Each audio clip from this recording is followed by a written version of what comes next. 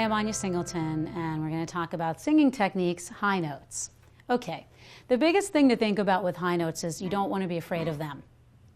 That sounds like obvious, but I can tell you as somebody who has a lower voice that high notes used to be very scary for me, and I had to think about the best way to approach them in order to make them work for me.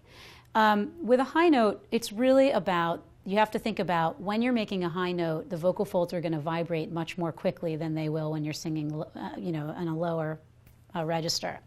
So because they are going to vibrate more quickly, you need to really have more breath control. And it's kind of makes sense. It's like if you're going to run a really fast race and you're a sprinter, then you're going to need to be able to use your energy in your body, use up your energy faster in a different way than you would if you were going to spread it out over a long distance race. So with high notes, you want to think about making sure your breathing is really supported. You may need to take more breaths in order to sustain it. The other thing is to think about really opening up your throat so that when you're doing a high note, you feel like everything is loose and connected. So it's loose, but it seems like an opposite thing to say. By loose, I mean your throat is loose, your jaw is loose. By connected, I mean the breathing is connecting to the tone, so you're able to support it. So if you feel like you're straining, then what you want to do is check three things. Your posture.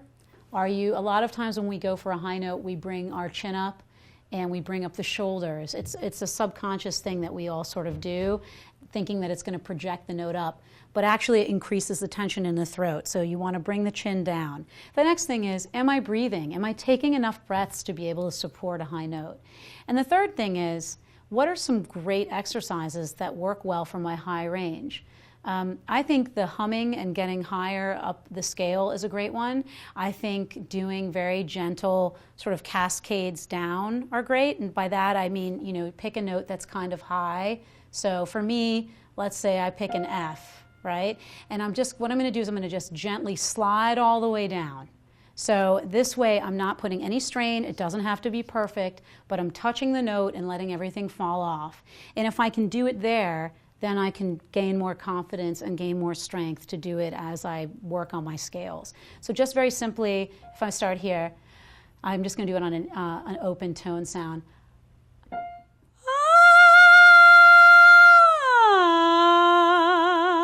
Right, I'm just letting it fall all the way down the octave. And I should be able to continue that down half a step.